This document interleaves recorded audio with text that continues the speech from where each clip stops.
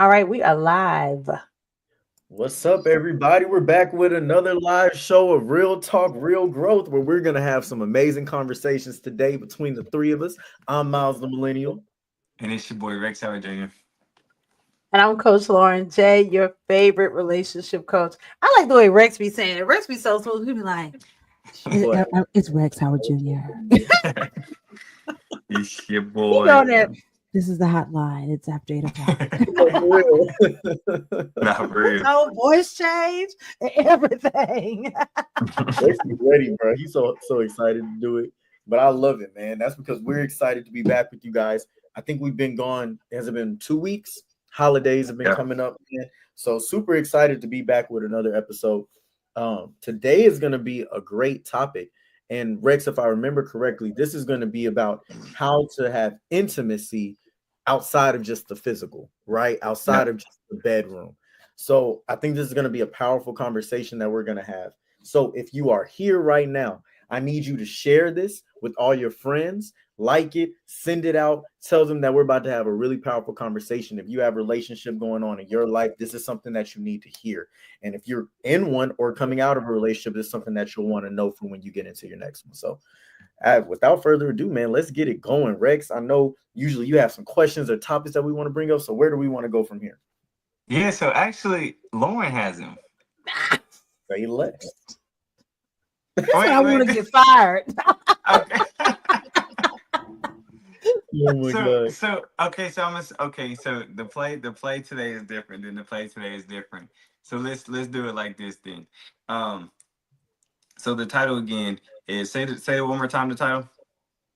Intimacy outside of the bedroom. Intimacy outside the bedroom. Okay, so the way we're gonna start this bad boy off is what does that mean to you? Right? What does intimacy outside the bedroom actually mean to you? What's the very first thing that comes to mind when you think about it, For me, I think about communication, like Okay. learning how to make love to somebody's soul, Yeah. right? Um, you know, it's funny because now that I'm in a much more mature place, I can take this concept that I used to do when I was out hoeing around and apply it in a relationship in a much more healthy way, right? You used to say when you was out there in the streets, if you really knew what you was doing as a dude, man, you had to learn how to convince that woman to turn her on mentally and emotionally far before you tried to turn her on physically, because it Yep. was going to make everything better once you got to the physical standpoint. But there's a much bigger for me a much bigger perspective on that when you're in a relationship, when you're trying to build long-term success and intimacy, learning how to keep that person triggered and going in a positive way because you know how to speak to that person in a lot of other ways that aren't just physical. So for me, that's what I think about. Okay. And what about you, coach? I think about vulnerability, Mm, and I think about um us going past the physical of what you can see mm, and really into deeper connection. And Miles kind of alluded to it, and also hit it on the head. There has to be, there's one thing to sleep with a person from a physical standpoint, but it is like a true connection when you are spiritually aligned with a person. Yeah. Like, and I mean, in an alignment so strong that you can feel them. You can feel when something is happening to them. You can feel when, like, they need you to get a prayer through real quick. Like, you literally come on. And I think that's really where oneness happens, is in that mental intimacy. That's good. That's good. I would say to kind of sum up what y'all just said, um, true intimacy outside the bedroom is getting to know somebody. It's truly knowing them because the more you know a person, the more you know how to show up for them. The more you understand what they desire, the more you understand their wants, their needs, their no's, their yeses, right? And if a person feels known by you, they will feel more open to you. If a mm, person doesn't feel known by you, they feel closed off. Like for instance, Miles said something to you earlier, talking about your pearls, right?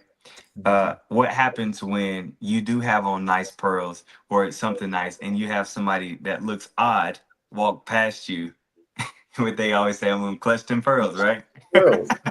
I'm gonna clutch them pearls, all because you didn't know that person. So think about you wanted to be intimate with somebody, wanted to take things to the next level with somebody, but you didn't spend enough time knowing them. They're not gonna be open to you. They're not gonna be willing. It's gonna take time for them to warm up. It's gonna take time for them to get to know you. They may have some questions to ask you, right? So I think intimacy outside the bedroom leads all the way to getting to know a person from the inside out. So I think that's really good. Now let's take it here then. Um, when you think about the word intimacy in general, what's the very first thing that comes to mind to you, Coach? Connection. Okay, Miles, what about you? Physical touch.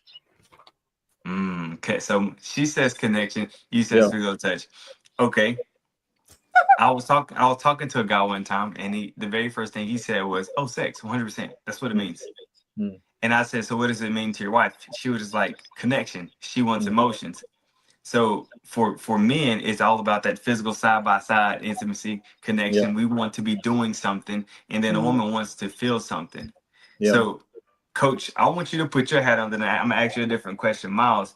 When it comes to couples that you work with, especially the people that may be listening that's in a relationship and dealing with intimacy issues and disconnection, what's the advice that you would give to a man to help him understand what intimacy means to his woman? This for culture. This for me. This for a coach. Okay. So I would say that it is in alignment with perfect love. Yeah, perfect love casts out fear. Mm, And what that means is that in order for you to fully experience love from a very healing space, you've got to be willing to expose your pain. And that is the only way that it can actually get healed and get filled is by you taking the band-aid off and allowing perfect love. Because what is perfect love? It means that it's not tainted. It means that by definition, it means James 1 and 4, actually. Let patience have a perfect work that ye may be entire, wanting Yeah. nothing. yeah. And so that is what women want. We want to be able to want nothing, meaning like we are completely fulfilled. And so when you think about for men, one of the things I tell men all the time is that transparency and vulnerability are not the same. Mm, Transparency is clear. You're being clear about this. Yeah. Vulnerability is telling me how it hurt you. Yeah. yeah. Vulnerability is telling me how it affected you. Vulnerability is telling me all the things I can't see and only you felt. And if there's an ability for me to, if you want me to fully be able to love you, then you gotta let me love you wounded, Yeah. not broken, wounded. Mm. And that is literally the cheat code to living fulfilled in your relationship and really experiencing healing. And the right No. woman won't weaponize it. That's good. FYI. So to follow up with that, then, because that's a power statement you just made. The right woman won't weaponize it. If a man is used to being weaponized, he's used to being vulnerable. Well, he's used to being withholding his emotions and only Mhm. showing up physically and not emotionally. How does he know who the right woman is? How does he know who to trust with his vulnerabilities? Oh, he'll see it in her actions. Um, Most times men tend to watch and women take notes, right? This is the moment to take notes. Uh, he's watching how you deal with everything else. See, men watch how you deal with the things you say you love, your parents, your Mm, children, your daddy, your mom, and them. Like men watch how you handle the people you say you love. And so when they see how you handle them, if you handle them with care, they know that you'll handle them with care, him Mm. with care. If they see that you are a person that you will handle them with care in their face, but behind their back, you saying something else and you venting about them, then he already knows more times than not, you are not safe.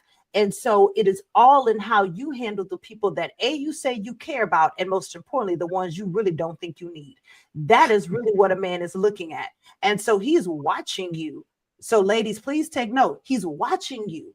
And he's looking to see, are you gentle? Are you kind? Are you patient? When he does something, and men will test you. They'll try stuff because they want to see, right? Test the spirit by the spirit. They want to test and see. So they will try little things to see, how do you react? And so it's really important that you be yourself in that reaction, but then be mindful of that. And so one of the things that I tend to do in dating is like, if someone, I'm really big about saying no worries. When I say no worries, I legit mean no worries.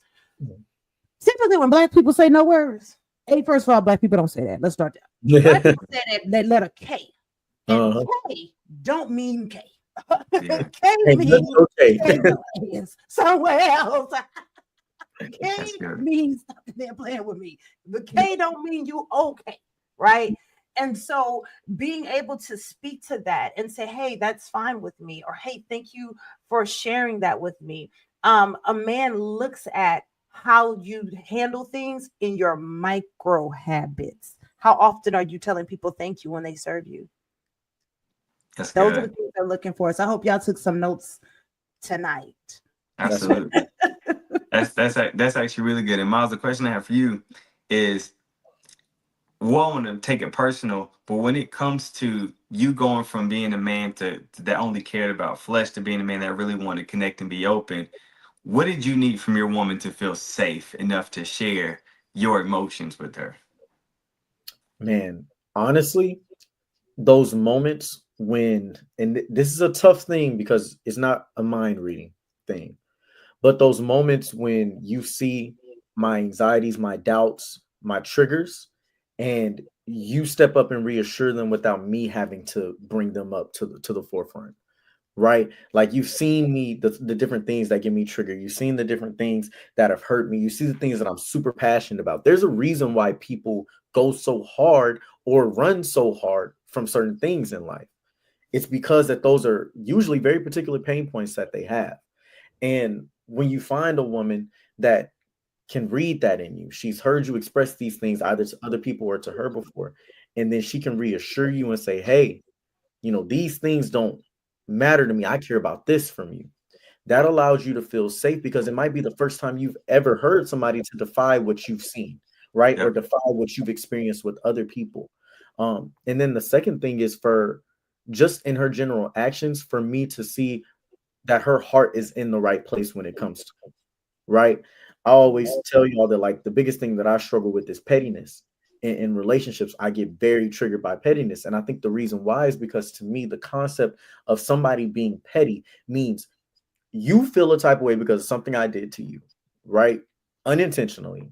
I harmed you in some way. And so you're going to get back at me on purpose, right? I accidentally harmed you and you want to get back at me and make me feel what you feel on purpose.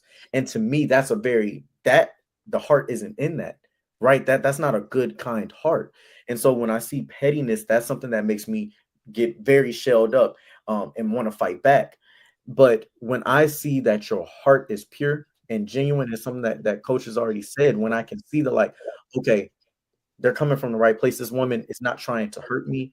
What they're doing and what they're saying always has my best intentions and future in mind.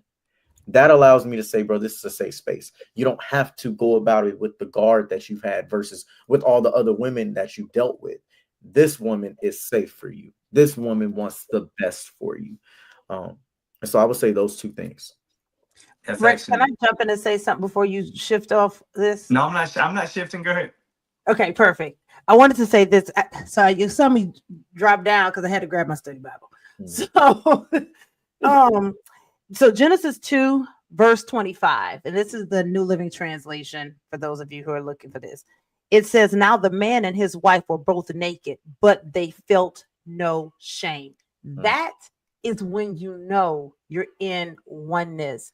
They were both naked, but they felt no shame. So if the person that you are giving your, first of all, people can't weaponize something that you've already accepted. Let's start there. So That's number one. So, because I see people like, well, they may try to play with you. If they're trying to play with you, that means you haven't healed in that area. That's an Mhm. indication you need to heal there. Number two, the right person will make you okay to be naked. Yeah. Matter of fact, they love you naked. Don't put Yeah. on lingerie. Don't put on that robe. Take the bonnet off. Just all that. Because take the lashes off. Take Yeah. the wig off.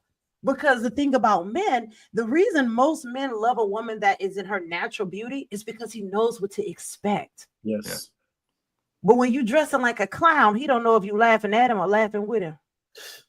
Talk That's about good. it, though, for real. So, like understanding that safety feature, it truly comes from when you start sharing parts about your story. If does that person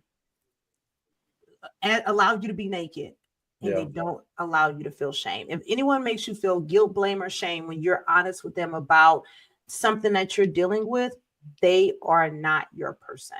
That's Not good. yet. That's good. 100%. And that right there, I'm gonna follow up on that because that's exactly what my point was, right? Mhm. I knew I could feel safe and be safe with my partner when I shared with her bits and pieces of my ugliness, right? And Mm, she didn't do two things. She didn't run and then she didn't judge. Right. She didn't run. Oh, say, oh, I can't deal with this. You've been through too much. You didn't seen too much. You've been exposed to too much. I can't keep up with this. Right. And she Yeah. didn't judge. She didn't say, oh, that's crazy. You boy, you a wild boy. Like she didn't make me feel judged. Right. And yeah. but one thing that she did become more of was curious. Mhm. Right. Mm, So when did that start for you? When did that stop for you? How did that make you feel? How did that make other people feel? How did people respond to how you were? Right? What were the best parts about that time for you versus what were the lowest parts? She just became radically curious. And when you have a person that's radically curious about you, and not in a way of trying to use it against you, not in a way of trying to see if she can do something better than somebody else, but actually trying to know you so she can get to know who's in front of her, right? Mhm. Why do you ball up like that? Why do you, every time you hop out the shower, you quick to grab the towel? Why are you so insecure in yourself? Like all these are so many questions that your partner can ask if you allow them to ask you. But if you ball up in this shell, try to keep this ball up in between you guys, you'll never feel safe, right? And then they would blame themselves for it not for you not feeling safe because they may think it's a them problem when the whole time it's on you. Yeah. It's on you. So Miles, I love what you said, and from a man's perspective on what you wanted and what you needed from your lady. So now, Lauren, I want you to say, from your perspective, what are some things that a man can do to make a woman feel safe? Mhm. mm. It's in his tone. I'm gonna speak for personal experience. It's in his tone, in his gentleness. When a man can tap into what we quote unquote say their feminine energy, it's more of their nurturing energy. We all have it, but we don't all tap into it. Yeah, And so when a man allows you to, and it's hard, and I'll say this, it's hard for strong-minded, strong-willed women to get emotionally naked. We would rather sweep the beach with a dollar store broom and drink a shot of Clorox. We would, okay? say, Any day of the week than to have to get vulnerable with you, because a lot of times we've been mishandled in Mhm. our vulnerability. And so um tone is honestly the thing. And the other part is not the other person trying to fix it. A lot of times when we hear like something bad that's happened to your partner or an experience that they've had, we either try to fix it or we try to share a very similar story so that way it feels like they're not alone.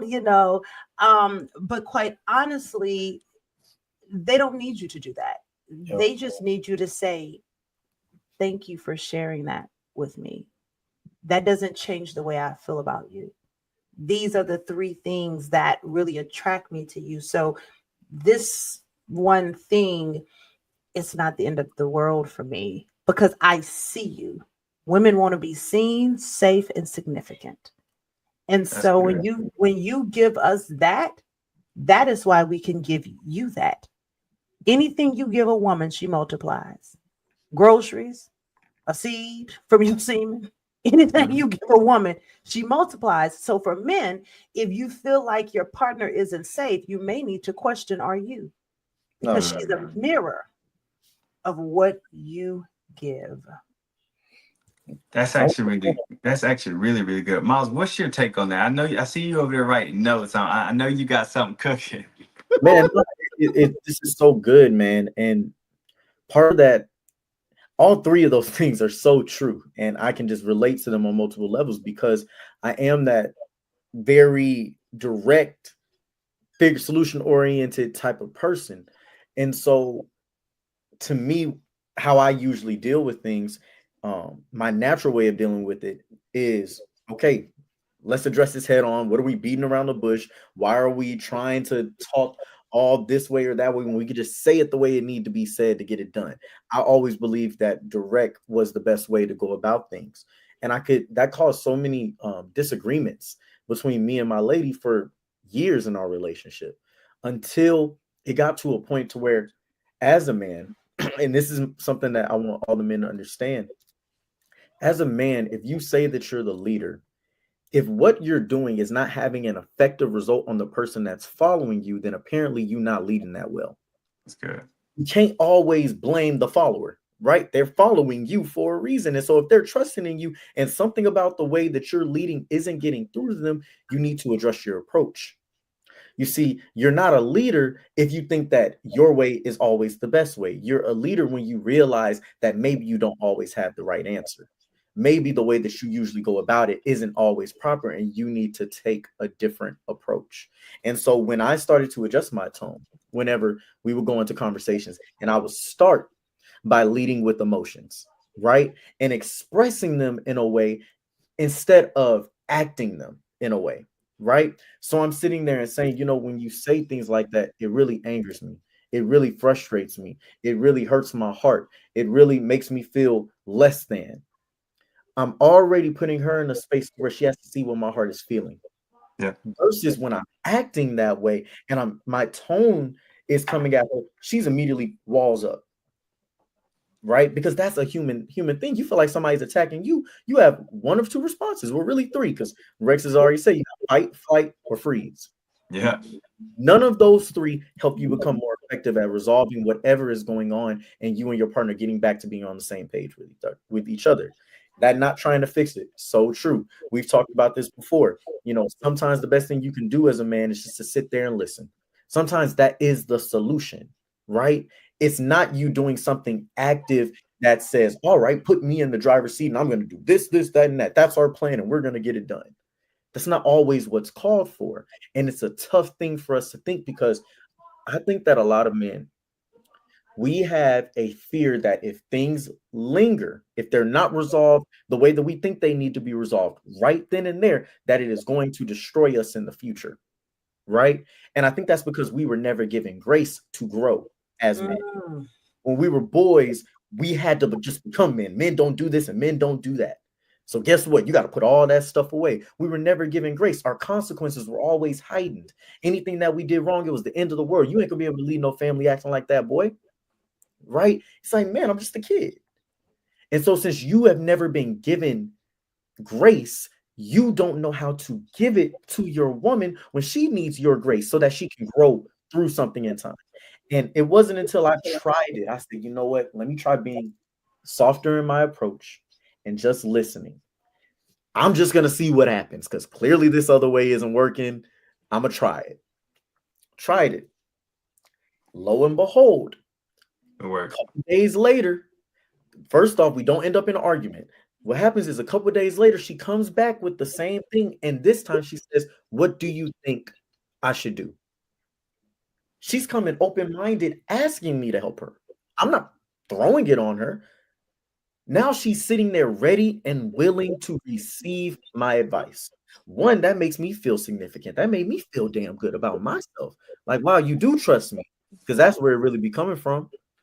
If you don't receive my advice, then do you really trust my leadership? Do you really think I'm capable? I'm really projecting from the inside. It's really just projection over my fears and my doubts about myself. And I'm trying to get you to prove it to me that I am this thing. So it works, man. And when you take the time to really just speak in a different tone, not try to fix everything, give a person grace. Women have a way, men and women, that's how I know there is a divine design behind us. Because when you do these things, they actually do end up being ready and willing for the way that you're supposed to show up. Now they're ready for your leadership to come in and be direct. Now you have that opportunity. She's saying, give me the direct answer now. But that wasn't the time for it when she was expressing how she felt. That's It, good. I love it. I love it, man. You all That's of excellent. over Proverbs. Y'all in Proverbs tonight. That wisdom. I'm, Yeah, he over in Proverbs. I'm telling you. So, Lord, what was your take on that, Lord? What he just said? Here goes my take on it. Proverbs 12 and 14. Hmm. Wise words bring many benefits, and hard work brings rewards. Other thing he said was a fool is quick-tempered, but a wise person stays calm when insulted. And the third thing he said is Proverbs chapter 12, verse 15. Fools think that their own way is right, but the wise listens to others. Yeah. This right here. So what I think about what he said was he's absolutely right. And a lot of times we don't like to be honest as women and say, I don't trust you. And so what we will do is we will make submission like it is the worst sacrifice in the whole wide world. Submission, let me tell it to these women because I think they be hard of hearing. Turn your mic up good, sister. Submission is the most sensual thing you could ever do. Mm. You want to lead into love like Anita Baker, be submissive. Yeah. Like, because submission and humility go together. Like, it's the thing that ties the connection. It's a part of the three-stranded cord. Yeah. And so a lot of times we will make the man that we say we love fight for a role that we should have handed over because we don't want to be honest about the fact that the last time you did blah blah blah, it triggered my childhood trauma. Yeah. And I felt like you was going to abandon me again, like my Mm. daddy did. Come on, daddy Mm. issue people. Mm. You gonna tell me one thing and then you gonna show me something else. I'm waiting for the other shoe to fall. A lot of times, the reason why it's so hard for a man to lead a broken woman is because she's still dragging her pieces. Mm. She's still dragging her pieces. And that is why in our relationships, we are fighting for power because that's the same lie we were sold in Genesis. We was bending over, talking to that snake, but we bought power, but you Yep. had freedom. You had You everything. bought power, but you had freedom. Now you in bondage. Whose fault is that? Now you naked and ashamed. Yeah. And so what I think about what Miles said, and I hope that the men and women are listening to this, is that if you want to have a true connection where you're not worried about who he texting, you're not worrying about if he said where he said he's at. Let me tell you something. A man that's serious about you, he gonna share location. Mhm. He gonna give a detail. He gonna write a vision and make it plain so that men can read it and run with it. He gonna Habakkuk 2 and 2. You're not gonna have to be going walking around like you don't know who's who, guessing game. Baby, this is not Jeopardy. When a man is leading you like a question, it's because he ain't found the answer. So it's a clear sign that he ain't ready yet. So either we ain't ready or he ain't ready. And any blessing that's birthed too soon is a burden. Check your pregnancy. Nobody is praying to give birth at 13 weeks. Period. Coach. Coach. Yeah, she just fast. You're going crazy. He You're said, going crazy. Thank you for these isms because I'm gonna use them on the podcast. no facts. When a man is leading you like a question, The he question. hasn't found the answer. And that's Hey, look, and that. Rex, I'm gonna beat you to it on the podcast. Don't even Come try. on now, look. Listen. What I'm trying to say is, when a man is leading you like a question, he hasn't found an answer, and that is so good, because at the end of the day, God doesn't operate in confusion. And if a man is in his word, then he's going to figure out what he wants. When a man figures out what he wants, the woman in his life is going to know what he wants. That you're not going to have to force him to do anything or to be anything, because he's going to already want to be that thing for you. You're not going to have to force him to level up, because he realizes and knows that the only thing he's responsible for doing is continuing to grow. You're not going to have to force him to be more intimate with you, because he wants to serve you, he wants to please you, he wants to connect with you. And the more soft you feel, the more feminine you feel, the more energy you have, the more you have to give to him. Right? It's all a part of order. I have so many people come to me with issues in their relationship. Well, my partner's not doing this, my partner's not doing that, my partner's not doing this. And the one of the first things I ask them, well, first, what are you doing for yourself? Right? Do you are you intimate with yourself? Are you compassionate with yourself? Are you kind to yourself? Do you feel secure in yourself? Right? The 9 times out of 10, the answer is no. Right? And then I'll say, well, has your partner ever done these things? And they'll sit and think real hard. Well, not really. So you got into this relationship hoping that he was going to become something that you wanted him to be, and not who he already showed you he was. Mm. So we're going into these relationships hoping that we can change somebody and mold somebody into who we want them to be. So we just like we have to be clear minded going to these things. So once again, when a man is leading you like a question, he ain't found the answer. And the last thing as a woman that you should want is to be following a man that hasn't found an answer. Because a Mhm. man that's found his answer, he's going to move accordingly. Yeah. He's going to be sure, right? So um I came across this question, and the question was, if you could no longer speak, how would your partner know that you still love them? I love that. Right? If you Yeah. could no longer speak, how would your partner know that you still love them? And then for the people out there that speak through their physical love, through sex and through connection, if you could no longer have sex, how would your partner know that you still love them? Right? How would you know that you still have anything left to give? Because a lot of times our life force is in what we can do for our partners sexually. So if you take that off the table, then what? Right? And then another powerful question that I came across that I just want people in the chat just to reflect on and to think about is, when you have the opportunity to sit in front of your partner, ask them, what does sex mean to you, and what does intimacy mean to you? And become curious about their answer, right? And then also be curious about why you desire the things that you desire, why you feel for the things you feel the way you feel for them. Like, you got to ask yourself these questions, because a lot of times as men, our whole purpose is to please our partner. But Mhm. what about pleasing yourself? What, brother, what do you like? Yeah. Brother, what makes you feel happy? What makes you feel giggly? What makes you feel good? Right? So, okay, cool. So let me slide on over. Well, before we go anywhere else, let's talk about these 5 touches of connection, these 5 touches. I want to know, do we have any questions in the chat? And then is there anything that you guys need to say that you written down? So we have no questions, but a lot of comments. Folks say, "Girl, preach" to Coach Lauren. Um, Somebody said, "Also pray and ask God for the wisdom and discernment to know when you're being tested versus being played with." Naked is a spiritual and emotional aspect as well. Uh, Pear said, "Agree sometimes." Oh man, I missed it. I accidentally clicked off, but I think it said, "Agree sometimes."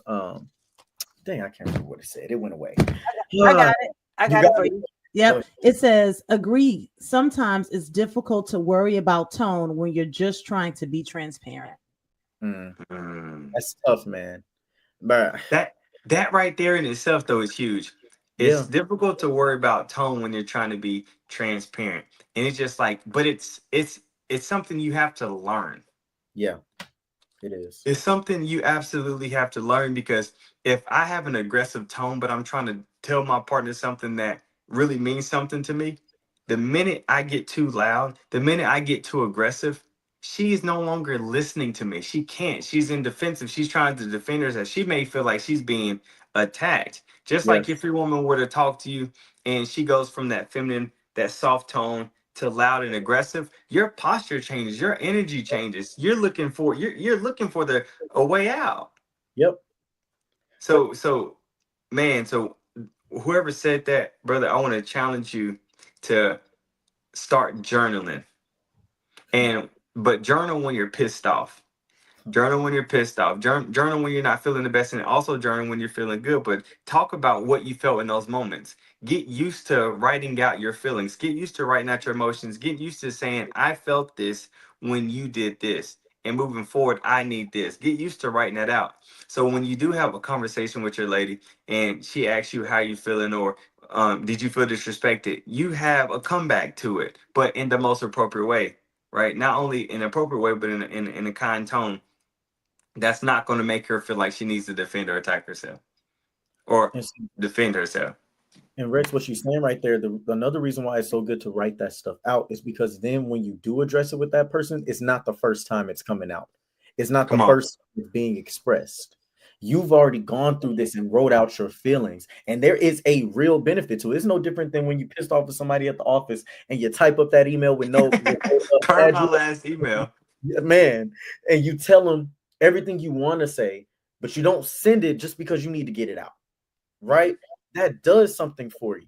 And you need to have those moments with yourself before you go address certain conversations. That's also why it's important for you to know when you need to bow out the conversation, when y'all Yeah. need to put a pause on it, when you need to tell your partner, hey, I see where this is going. We're both getting very animated, very emotional right now. We are both about to go at it. And we know that we don't like the way that we get through any type of situation when we do this. Let's, what they say, take a Twix break. Let's put a Yeah. pause on this, and we'll come back to this when we're a little bit more calm, because right now we're not going to hear each other. All Yeah. we're going to be focused on is making sure our point is spewed out, but there is not going to be any listening. It's not going to happen. And something that, you guys talked about with no trust, right? And admitting there's no trust there. I think about this like this, coach, because you mentioned it. Sometimes women don't want to admit that, like, the reason they don't have that trust is because when you did a certain thing, it triggered things from their past. Something I want to say in general, because I think we, on both sides, we lack trust in our partner that they're going to do us the right way because we've dealt with things. The main thing is we don't give ourselves grace and we don't give each other grace. Because the thing is, I feel like a lot of times, and this is something that a weight that I've felt as a man, is if I get it wrong once, now you're going to use this as a reason as to not trust me the next time it comes around. I Yeah. got to be perfect. I got to bat 1,000. Because the one time I don't get it right and you listen to me, now you're going to use that. Well, the last time I listened to you, it didn't work out, right? And that's a fear for a lot of us as men because we haven't been extended a lot of grace in our life. And we truly do, as partners, have to be. I think that's one of my biggest things. And I've said this multiple times. It's one of my non-negotiables is a woman that has grace.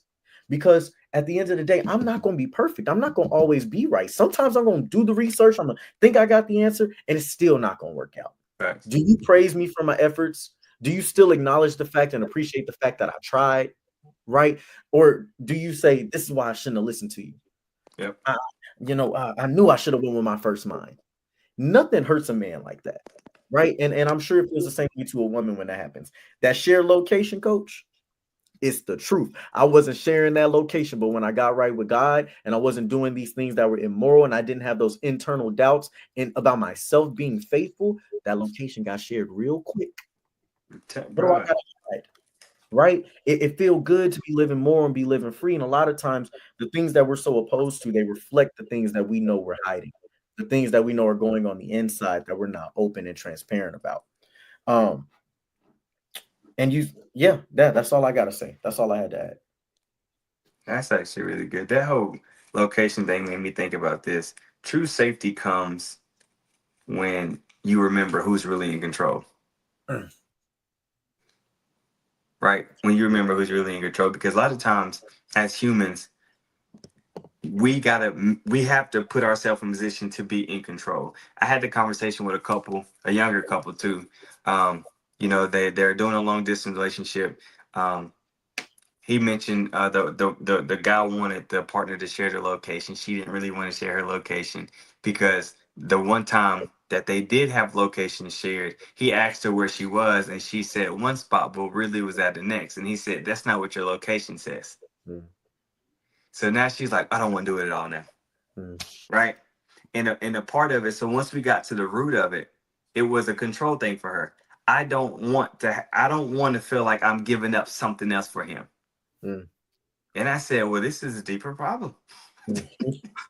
This is this is a deeper problem because when it comes to you guys are talking about you want to get married. The two becomes one, you come one flesh. Mm. What do you mean you don't feel like giving up something else for him? Yep. Like, so like really, really, really great point. So listen, I want to move on and I want to cover the 5 touch types, right? And the importance of them that's going to lead to, from intimacy outside the bedroom to intimacy inside the bedroom, but also the importance of how they show up in relationships and even with kids sometimes. Yeah. So coming in number one, right? You have the affectionate touch. This touch is like it's holding hands. It's subtle kisses on the forehead, on the cheek, right? It's the cuddles. It's the same type of touch that you'll feel safe enough to give to your kid, right? Because it shows you what affection is. Is what you need. Is what a kid needs to see here their parents doing is, and also is what kids are going to need. So it's affectionate, it's non-sexual. Then the next one is your playful touch. This is your tickling. This is the poking. This is the wrestling. Right? Once again, it's non-sexual. It's laughing. It's showing me that we still have chemistry. It's showing me that we still got things to laugh about. Right? I can play with you. I can be funny with you. And once again, this is also something that kids do. Kids need. Right? Now, the next one is sensual touch. This is when you add a little bit more passion, right? We go from the kisses on the cheek to kisses on the lips, but it's passionate. I'm embracing you, right? This is also the thigh grabs. When you're riding in the car, you grab her thigh, right? You see her doing something in the kitchen, you come slap her on the butt, right? For women, it can be a lot of different touches. You grabbing, rubbing his shoulders and laying your body on him, pressing your body against him. This is sensual touch. Non-genitals are being touched at this time. The next one is number 4. This is erotic touch. Right? Look at y'all laugh. I feel No, like you I have me be rolling, bro. I was trying to hold my pearls. Non-genitals. hey no for real. So the next one is erotic touch, right? Now this is more so skin to skin contact. This is the oil massages, but the oil massages that leads to touching everything, right? This is central play. This is it's non-intercourse, but it's everything that leads to it. It's erotic touch. And then the last step is actual intercourse, it's penetration. Now, when it comes to men, we thrive on number 4 and 5, erotic touch and intercourse, right? But a lot of women thrive off 1, 2, and 3. Mm. They need the affection, they need the playful touches, and they need the sensual touches. The best way to describe it, and I learned this from my supervisor, shout out to Dr. Schatz if you're listening. But the best way to describe it is like when you get into a car. When it's cold outside, you don't just hop in the car, turn it on, and drive off. You gotta warm that bad boy up. A lot of men, because our genitals is outside, is outside of our body, it don't take much for us to get right, right? And we feel because if we're right, then they should be right. Mm. But it don't go that way. It takes time. You gotta warm it up. You gotta build it up, and sometimes you even got to get used to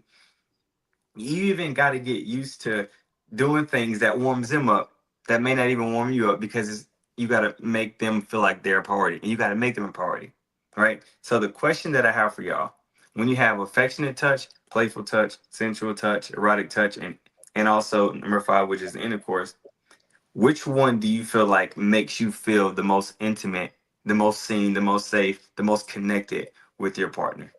1, 2, 3, 4, or number 5? Coach, you want to go first? Yes, I had to go back to the list. Um, Mine would be affectionate touch. Mm.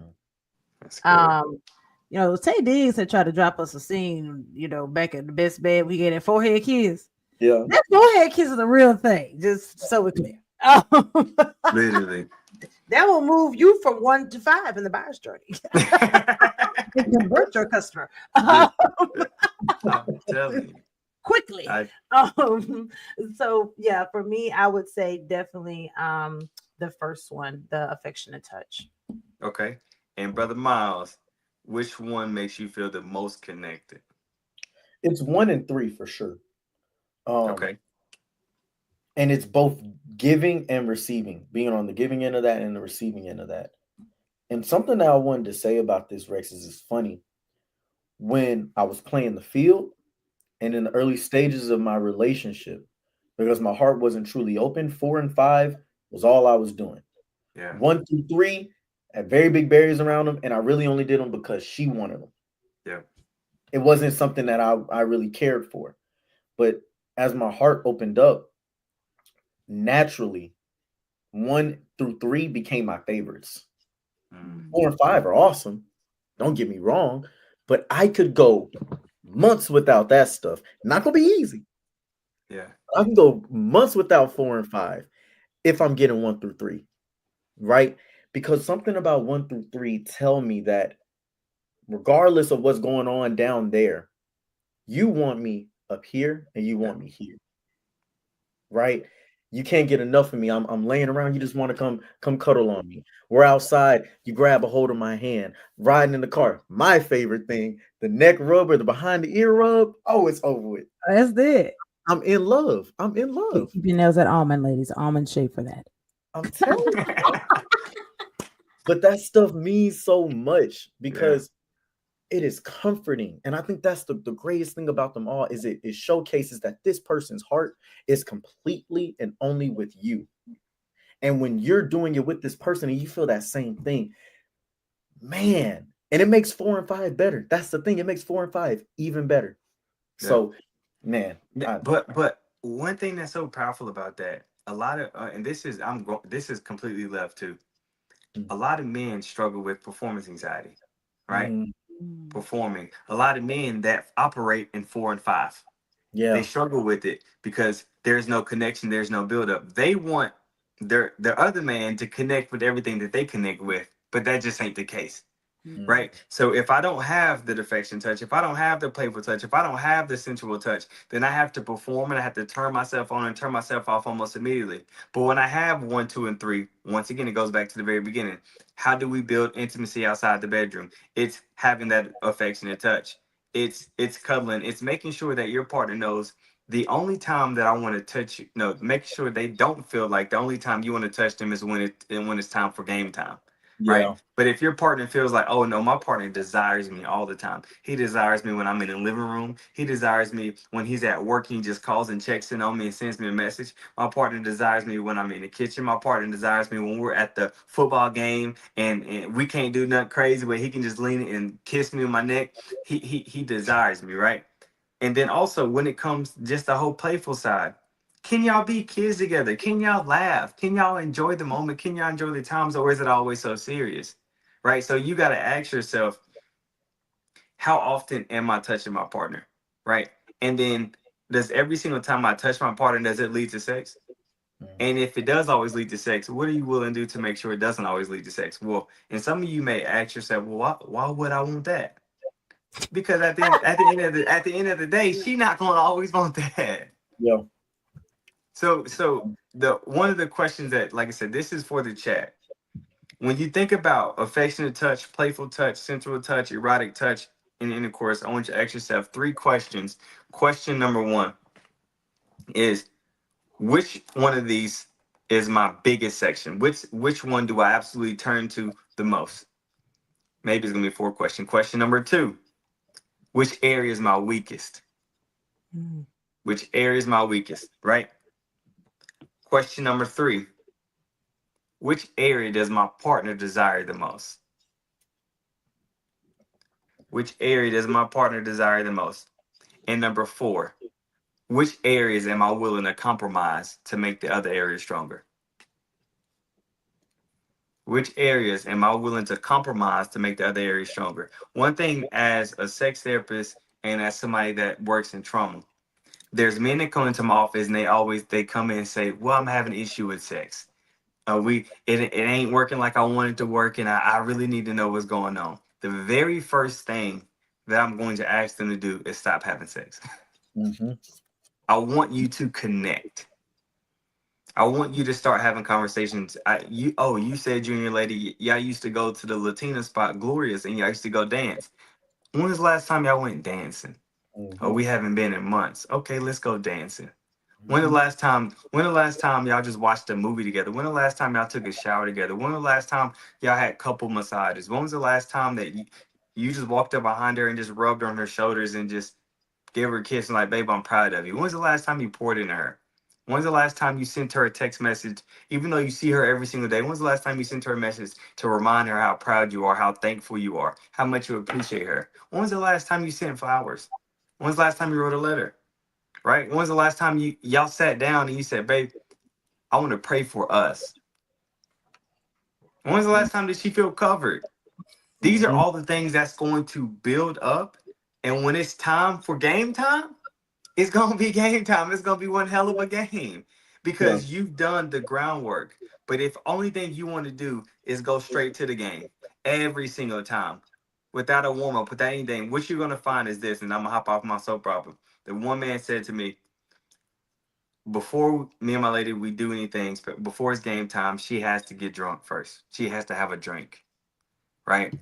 Um, Not only that, but she's not in it.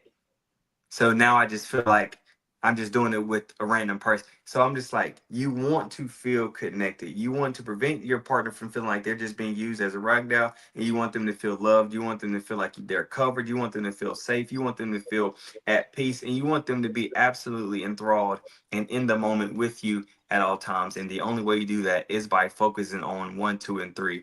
And sometimes that means compromising 4 and 5 until 1, 2, and 3 are big. So with that, I want to open up the floor and see what's y'all's thoughts and takeaways. Man. um all of that was like so on point. Couple of things I want to roll back to. And I can't remember if it was you, but Rex has said this, or Miles, but making a point doesn't always lead to making peace. Mhm. So those of you who like to Mm, make a lot of points, that's good. I will making a point doesn't always make be peace. at times. You know, um, and I love what you said, Rex, about the, was it you that said about journaling when you're pissed? Yeah, Mhm. I'll say take it a step further and journal like no one's reading it. that's actually really good. Because when you journal like nobody's reading it, you really let it all out. Because Yeah. there's, again, the safety that this is between you and that paper. Mm. And so journal like no one's reading. Because quite honestly, no one really has to read it. They only gonna read it if you give it to them. They only One gonna hundred read it percent. if you tell them where it's at. Like, they not gonna go read something they ain't know you wrote.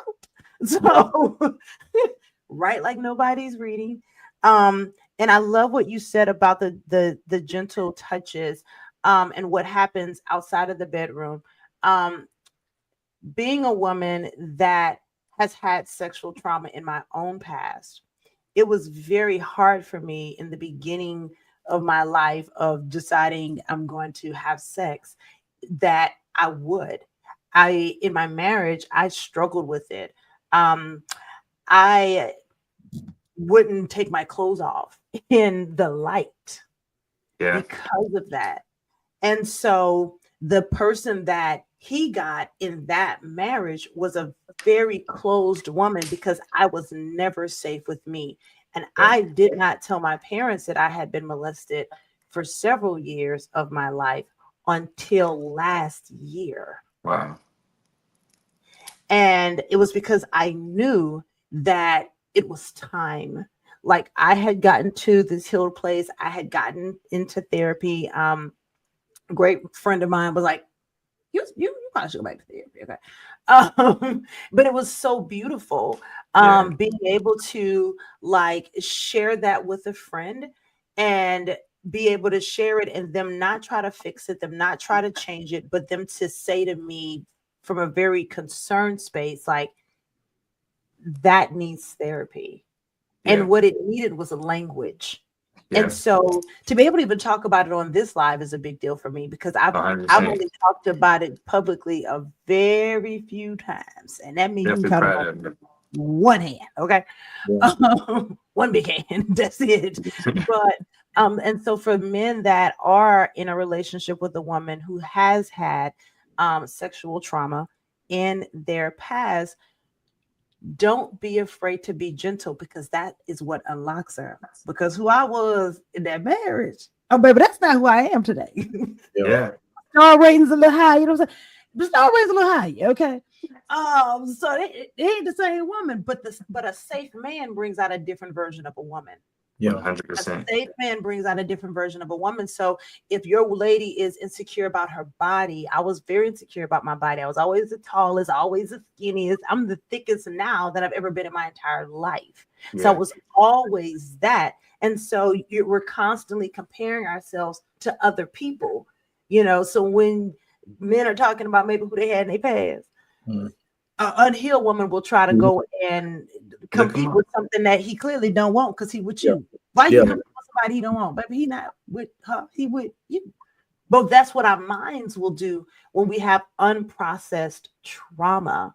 So my golden nugget for tonight, if those of you that are listening don't get anything else from this conversation, is that your trauma does not have to be your barricade. Mm. That's good. And the right man will unlock it. And That's when he do, oh, Yeah. he not getting game time. He getting Super Bowl. No fact, you hear me? good. It's stuck. I'm telling you. Coach, thank you That's for sharing that. absolutely. We truly do, appreciate that, because you didn't have to be that vulnerable and transparent here. Yeah. You're welcome. But one thing that's beautiful about that, you said this at the very beginning. Um, People can't weaponize what you've already accepted. Yeah. If I accept it, if I accept my story, if I accept where I've been, if I accept what happened to me, then I can feel safe enough to share with the world. Yeah.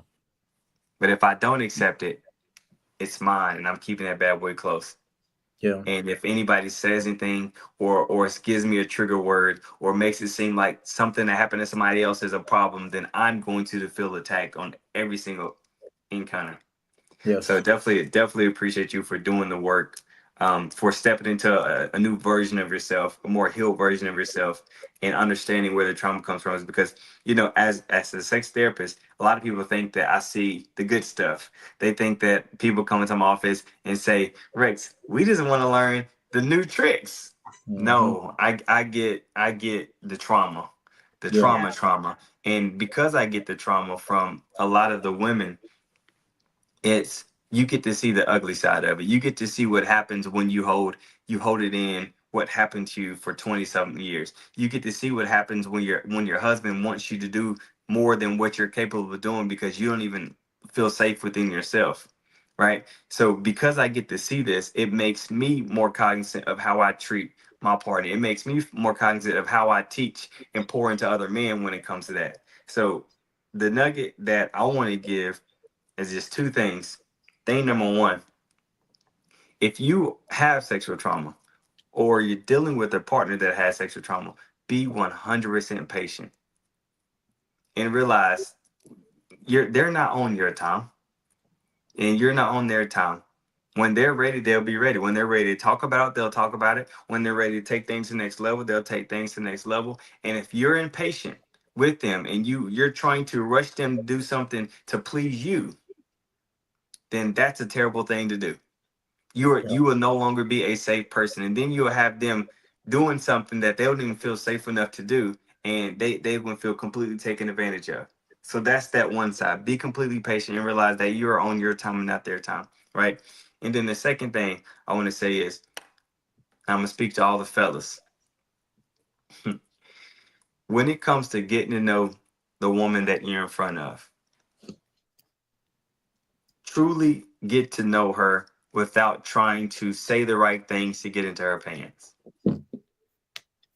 Right, truly get to know her without trying to say the right things. Truly try to stay away from manipulation. Try not to become the person that she wants you to become and show up as your authentic self. Focus on having a conversation. Focus on being radically curious. Focus on being a man that's willing to serve, a man that's willing to sacrifice, a man that's willing to listen, a man that's willing to be mindful of his tone, a man that's willing to accept constructive criticism, a man that's willing to be patient, a man that's willing to be centered and grounded in God and knowing who you are and whose you are. Be willing to be that person, because if you're willing to be that person, I promise you, you will have everything else that you need. But if you're not willing to be that person, you want to rush their process, or you just want to play the numbers game and just create your list of people that you to knock down, then I promise you, that's the kind of you won't produce any type of fruit. And that's not speaking from me reading books. I'm speaking from life experiences. So that's my takeaway. Miles, what you got for the folks, for the people? Man, I kind of wanted to start with just a quick PSA to the fellas, man. Um, Something that we've been talking about. Be careful as a man, the comments that you make, especially around the women in your life. Yeah. Because a lot of times we'll make certain comments. Oh, the live just ended on the Instagram. I don't know what happened. But Hit that hour mark, probably. no, probably. But that's okay. But I said, if you want, I can redo the Yeah, line. let's go back live. Hold on, let me do it real quick. 1 second, guys. Don't worry, I got it. It's coming, because I know they don't need to miss it. Mm-hmm. Tell me.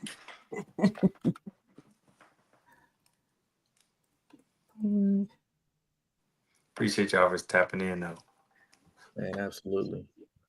We're about to close this out strong too.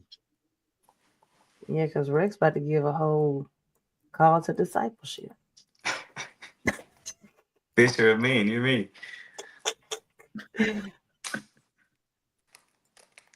Let us Make me have to end our live.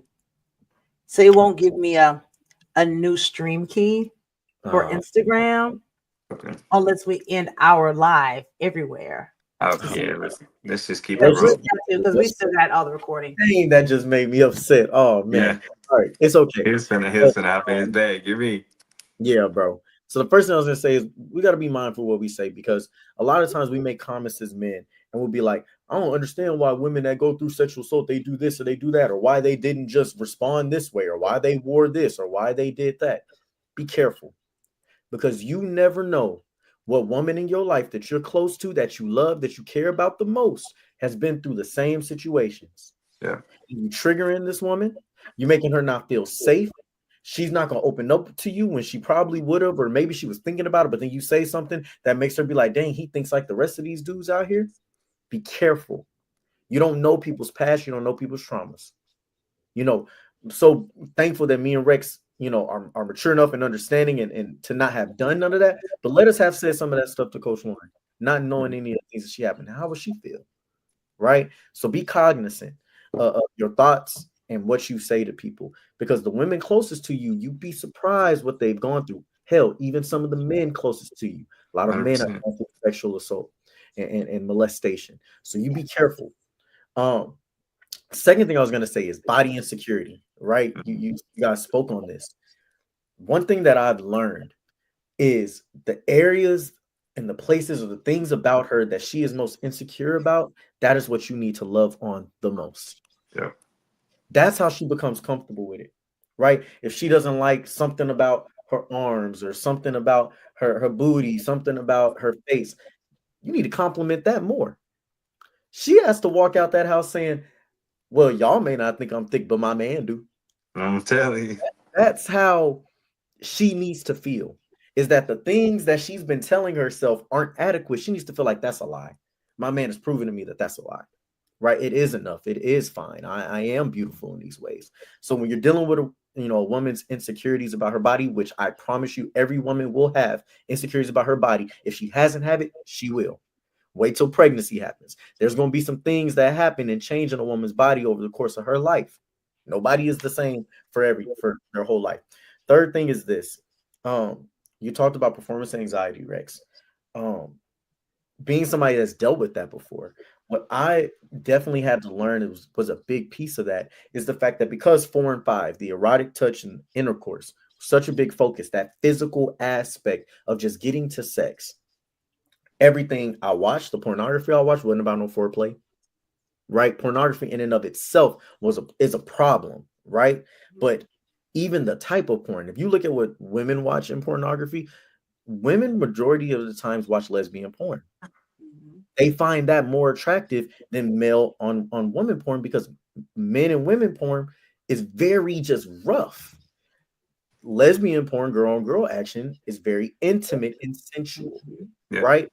So think about the stuff you're consuming. Yeah. Even the way that you please your flesh, right? Masturbation. A lot of times the reason you can't show up is because you're watching these things in these pornographies that's 4 and 5. You're doing things to yourself while watching these things like that trigger this dopamine that make you get aroused, make your freak mentality in your head. It's based on those things that you're watching. And so then when you get with a woman who loves you and she wants to take her time, you can't even get hard. Kissing don't get you hard. She got to play some crazy role. Y'all got to do some taboo ass stuff just for you to feel like this is exciting, Yeah. right? And I've been there, y'all. I've dealt with it. And being in a totally different place now where just thoughts of love can get me turned on, not freak stuff, but the thoughts of how much this woman loves me can get me turned on physically, right? You have to address that. The last thing I'm going to say is this: the reason why this episode is so important for both men and women to figure out intimacy outside of just sex in the bedroom is because you're going to have to find a way to love them differently, because at every single phase of life a different version of you is going to be required for your partner. Yeah. Okay, right now let's say you're young, y'all can go at it like rabbits. What happens when there's going to be times when she's on her period, she's stressed out, the man is going through some financial struggles, whatever it is, and somebody ain't going to feel up to it? Can you learn how to love them another way? Yeah. What happens when it's postpartum? She don't even want to be around you. She despises you right now. Do you know how to love her in a different way? Does she know how to love you in a different way? When you get old and now your Johnson don't work the way it used to anymore, and you got to take a pill just to hopefully have some fun, can you love each other differently? Right? It's a sick world we live in if we really think about it, because women's their levels boost when they're 30, 40, they get into their prime. The men Listen. in the middle on the decline. So you better learn how to love your partner and be intimate with your partner in different ways. Because if sex is the basis of your intimacy and that's all you got, then I guarantee you, my brothers and my sisters, you're gonna have a very shallow intimacy in your relationship, and y'all gonna have some real tough times and some real internal battles you're fighting whenever you don't feel like you're being loved and there's no intimacy there because there simply isn't any sex. Yep. Mm, That's mm. really good. That was That's so good. My heart heard you say, "Well, there's only six. There's bound to be quicksand." It ain't gonna, it ain't gonna, man. It's gonna be surface. It's gonna be surface. It's definitely gonna be surface. Last thing I'll say is I had a mentor. I was sitting down with him. It was me and my lady, and him and his wife. They've been married for the last 35 years. He's 73 and she's 68. And he said, Rex, there was a point in time in our life where she got cancer. She got sick, Mm. and we didn't have sex for 2 years. He just like, I didn't turn to pornography. I didn't turn to masturbation, but I did find out new ways to love my wife. I did find out new ways to give her haircuts, to connect with her. I did find out ways to leave my shift on time so I could be at every single one of her appointments. I did find new ways to pray for us and hold her down. I did find new ways to love on her in the areas that she was insecure in. So there are going to be moments and seasons where sex is off the table. What else Okay. do you have? Yes. If your house was built on quicksand, you have nothing. But if your house was built on the foundation of Christ and a solid rock, oh man, not you take sex off the table and you're excited for the opportunity to love her in a different way. It's an opportunity. It's an opportunity to love her in a different way. So that's all I got for y'all, man. This Man, was good. this is amazing. I'm so glad the Instagram cut out. Oh my God. But that's okay. That's okay. And everyone just receive the information. Keep your hearts and minds open. Y'all know we're gonna come back with y'all every single week. So long as we don't have nothing crazy going on, we're gonna be right here. Um, Coach Lauren, let them know what we got coming up, everything that's going on with us.